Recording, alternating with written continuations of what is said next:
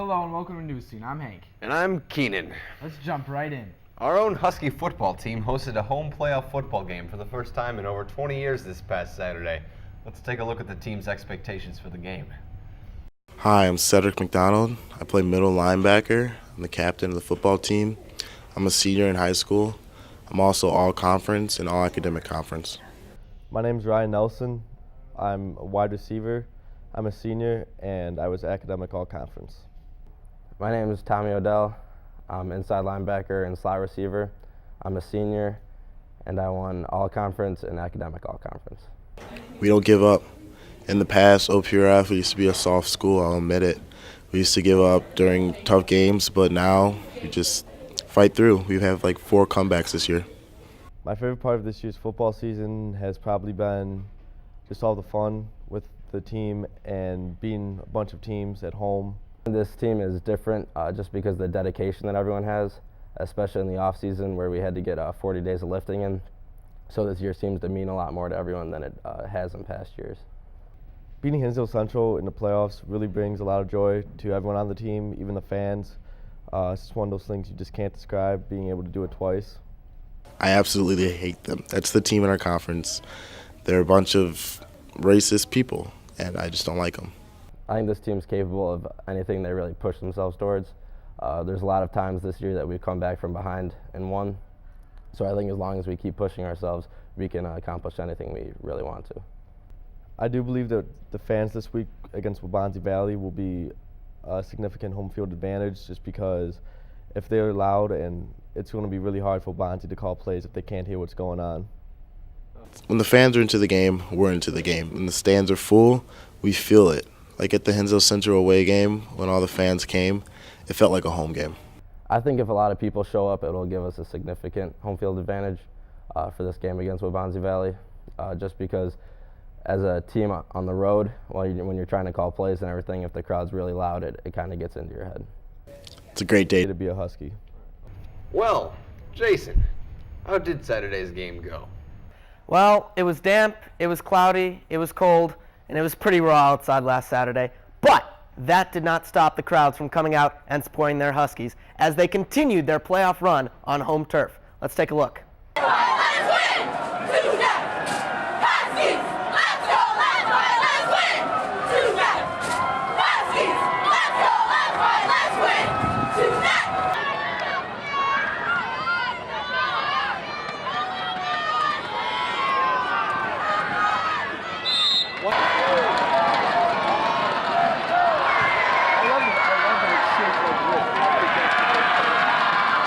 What's up, Huskies? We're here with Coach Maloney here at the football game. Coach Maloney, how do you think the game's going so far? Obviously, we're off to a slow start like we were last week, but we've seen 3 or 4 games this year where we've come from behind. So we're confident that this is just a repeat of last week, and we'll have a strong second-half performance, and we'll pull this one out. So you think your team is definitely a second-half team? I think so, from what we've seen the last few games, and they haven't gotten down after giving up an early lead, and they fought back, and we've seen it, like I said, 3 or 4 times, and we're expecting to see it again. Nice. What do you think of the crowd turnout tonight? You know, I'm seeing it grow every 5 minutes. I look up and I see more and more people. I know I was just with some guys from the '98 squad, and my senior year was the last time we won a playoff game. So a lot of guys are out, and they're looking to enjoy this and support the guys. So it's been exciting. All right, go get them, Coach. Thanks. Hey Huskies, we're here with some fans. How do you guys feel about this year's football team? They rock. Yeah. How are you guys liking the game so far? It's kind of depressing right now, but I think we can come back. I mean, we did it last week, so I think we can do it this week too. Hey, yo, what's up, Huskies? This is Jason Ruff here at the Husky Football game. Huskies! Let's talk with this fan here. How do you think about the game so far? Scoreboard's depressing, but we're the Huskies, and we ain't giving up. Let's go! Let's go! How about this guy right here? What do you think the Huskies need to do in the second half? Awesome! What do you think the Huskies need to do in the second half? They're going to do this. They're the comeback kids. They're pulling out. I'm not worried. I believe that we will win, baby. You heard it here, folks. Husky fans, give me Husky Roll! Let's go!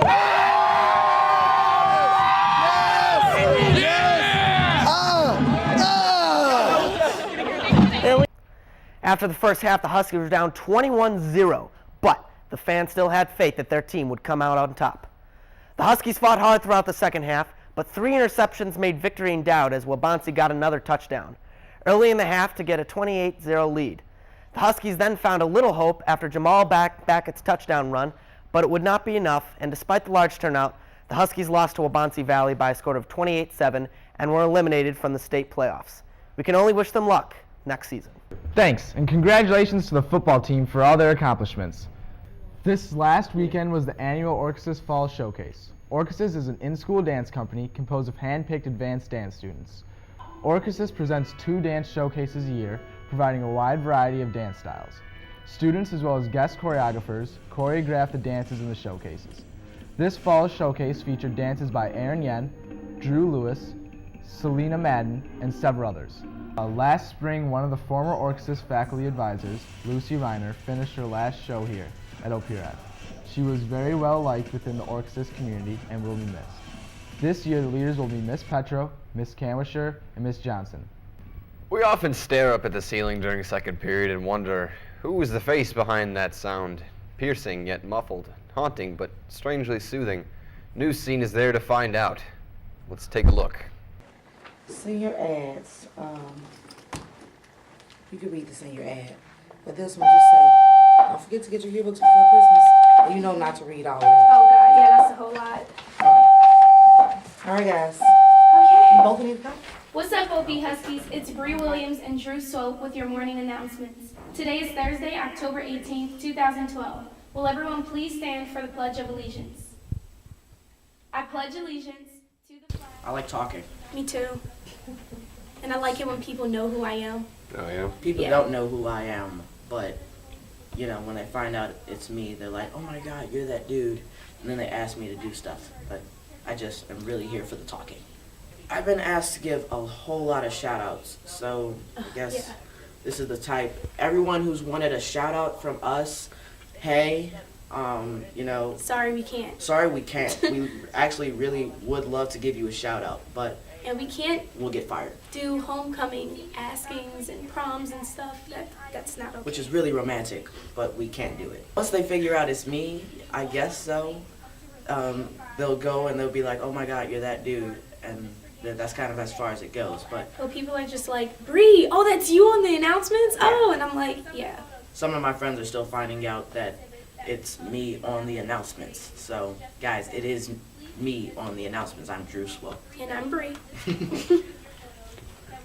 This has been Drew Swope and Bree Williams. We would like to apologize for some of the teachers who read butchered names. Thank you and have a great day. Drew, I'm never doing announcements with you ever. I had to apologize because you absolutely killed their names. You're so annoying. All right, you two. All right, you two. Settle down. I'd like to apologize for those teachers who were butchered. Thanks.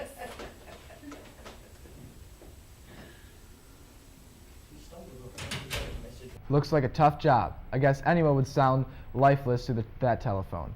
Last week, Lincoln School in River Forest held its annual Living History event. We snuck in and got these little kids to talk to us.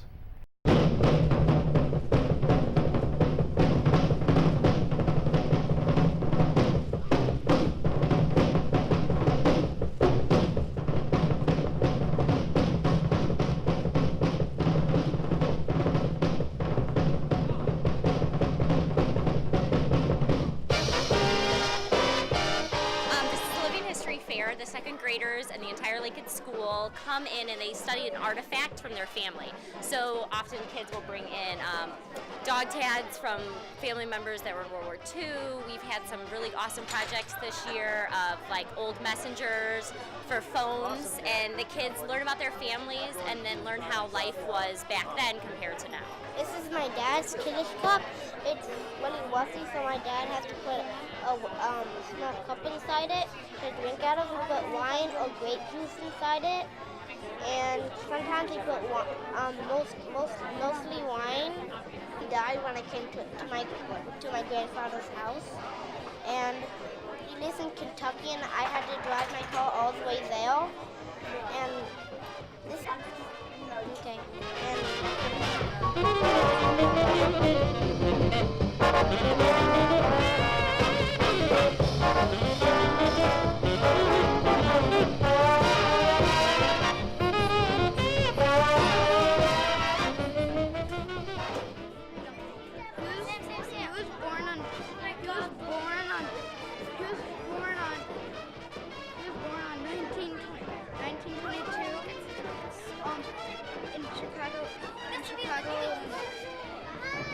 He was drafted into the Army. He served in Guadalcanal, New Zealand, and Iwo Jima.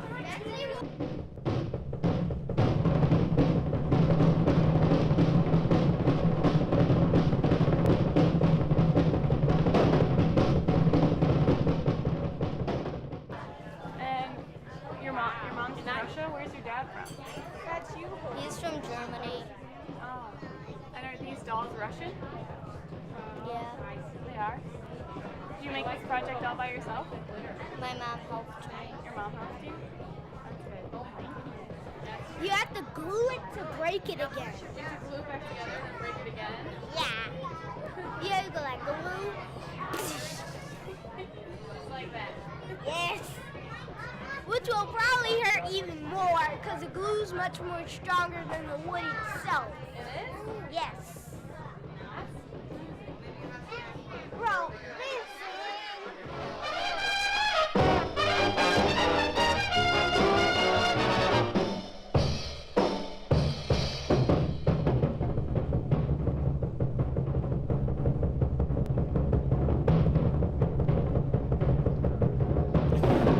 My name is Cole Rule, and my project is about cards and stamps that my dad collected. These are stamps that my dad started collecting when he was a child. But these are just a tiny fraction. These are just a tiny fraction of the stamps. And then that's about 103 years old. And then this is a little twister.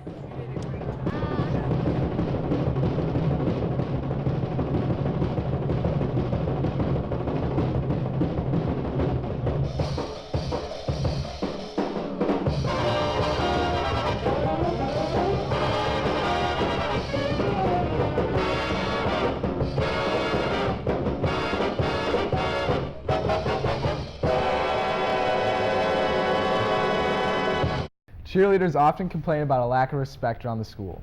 However, the IHSA has officially ruled that cheerleading is now a sport, giving cheerleaders the opportunity to compete in their own state championship. OPF's cheerleaders are an amazing group of young females who are committed and dedicated to their routines. Newscene had the chance to interview a cheerleader, April Bell, in order to get a glimpse into the life of a cheerleader.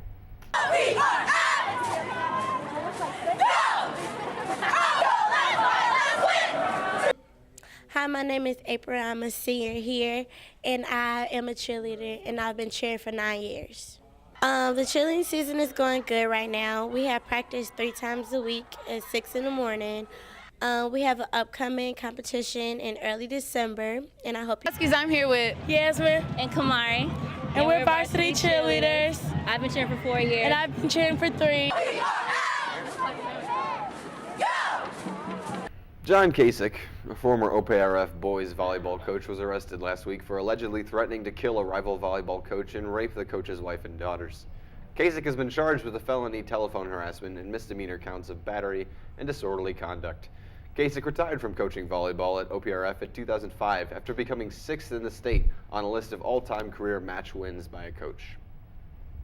And now, we close the show with Roberto. We're all so excited about this one. It's time for Roberto to celebrate the 58th anniversary of Godzilla.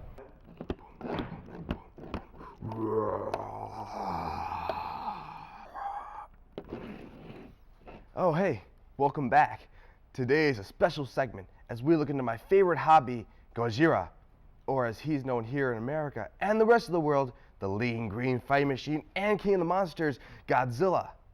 I bet you're wondering why I'm bringing him up since Godzilla isn't a current movie. Well, The reason is the 58th anniversary of Godzilla has passed, and in celebration, I'm going to review the original movie. The first movie came out on November 3rd in 1954 in Japan, but was called Gojira in his home country, and actually didn't get his name changed to Godzilla until the film hit American shores. Gojira is about a monster that is awakened by nuclear tests in the Pacific and attacks Japan to show his rage for the tests that created him. Gojira starts by slowly destroying ships that pass over his territory close to a small island called Odo Island, and reporters arrive to see what the natives have to say about the sinkings. The islanders admit to not knowing anything, but do blame it on their god, Gojira. Gojira attacks the island and gets the attention of the Japanese government, since these attacks are closer to their shores as well. A paleontologist named Dr. Yamane, played by Takashi Shimura, helps prove the existence of Gojira and claims that the monster should not be destroyed, but instead studied. However, the government does not listen to Dr. Yamane and goes after Gojira, but this only enrages the creature even more, and Gojira sets his horrible sights on Japan. And sure enough, he comes in the silence of the night and rises from the sea with a bellowing roar that would shake the earth itself. Gojira attacks Tokyo and leaves it as easily as he came. Fortunately, in the wake of all the death and destruction, a new weapon is accidentally created called the Oxygen Destroyer. It was created by a scientist named Dr. Serizawa, who was afraid of using the weapon due to it potentially being stronger than an atomic bomb. But he is left with no choice and uses the weapon on Gojira. And just in case no one would ever learn the secret of the horrible weapon, Serizawa takes his own life and dies with Gojira at the bottom of the ocean. And so the film ends. And luckily for us, the original Japanese film was released in 2008 with all its original uncut scenes and dialogue. Gojira was the concept of a Japanese film producer named Tomoyuki Tanaka, who worked at Toho Studios, the company responsible for making all the Godzilla movies. Tanaka had lived through World War II and the bombings of Hiroshima and Nagasaki, which were the main inspiration for Godzilla. However, another inspiration was the story of the Lucky Dragon 5, which was a fishing boat that was caught in the middle of an H-bomb test and was irradiated to the point where one of the crew members died when they came back to Japanese shores. This is when Tanaka said, "Look at what is happening. What if a monster was created from these tests?" And soon after, production began on the film and was codenamed Project G. The film was directed by Ishiro Honda, whose documentary-like style gave the film an edgier grip and helped make the first Godzilla movie very dark, and being in black and white made the movie seem more like a film noir. When Gojira came out in 1954, it received more negative reviews from critics, but not because the movie was bad, but because of the subject matter. The film was, however, nominated for 2 Japanese Academy Awards, one for special effects and one for best film. For over 50 years, Godzilla has become an icon of sci-fi and cinema and has remained one of the greatest fictional heroes in the film history. Godzilla was a prime target in toys, books, video games, and even a few Saturday morning cartoons. Godzilla has spawned 28 movies, some of which star other famous creatures such as Rodan, Mothra, King Ghidorah, Mechagodzilla, and King Kong. Godzilla was one of the only 3 fictional characters to achieve the Lifetime Achievement Award in 1996, as well as a star in Hollywood's Walk of Fame in 2004. There's even a Godzilla convention that goes on every July in which a little over 2,000 people show to celebrate the big guy. And in 1998, Roland Emmerich and Dean Devlin, the same team behind Stargate and Independence Day, did a remake. And was it the Hollywood remake with spectacular special effects, an awesome story, darker tone on Godzilla, and great character development? No! Excuse me. No. But we will never talk about it again. But what we can talk about is how we're all excited for Godzilla's latest revival in 2014, as Legendary Pictures, the same company responsible for the Dark Knight trilogy and 300, take on the project and promises a Godzilla movie that fans want to see. And hopefully, Toho will make a new Godzilla movie. So overall, Godzilla is fantastic and gets 4.5 stars out of 5.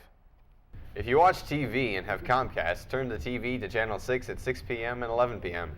If you watch TV and have AT&T, turn the channel to 99 on 6 p.m. and 11 p.m. again on Tuesdays and Thursdays. Or go to opftv.com.